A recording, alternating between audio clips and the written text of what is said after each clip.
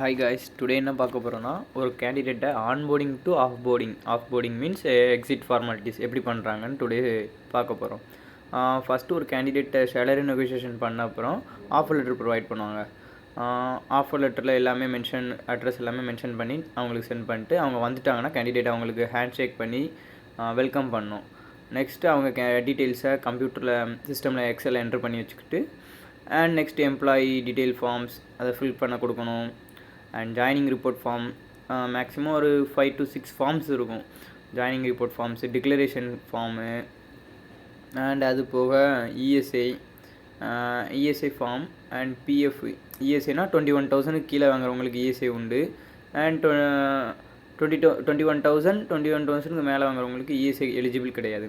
And PF வந்து mandatory, எல்லாருக்குமே declaration ஃபார்மும் நாமினேஷன் ஃபார்மும் எல்லாருக்கும் கொடுப்போம். அண்ட் நெக்ஸ்ட்டு அவங்களுக்கு வந்து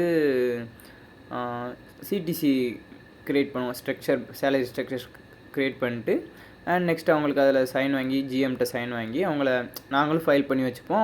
அவங்களுக்கும் ப்ரொவைட் பண்ணுவோம். இவ்வளோ தான் கைஸ் ஆன் போர்டிங் முடிஞ்சுது. ஆஃப் போர்டிங்கை பற்றி பார்க்கலாம். ஆஃப் போர்டிங்கில் new due certification first provide பண்ணுவோம். செகண்ட் வந்து எக்ஸிட் இன்டர்வியூ, அவங்களுக்கு இன்டர்வியூ என்னென்ன இதெல்லாம் உண்டு அதெல்லாம் ஃபார்மாலிட்டிஸ் கொடுப்போம்.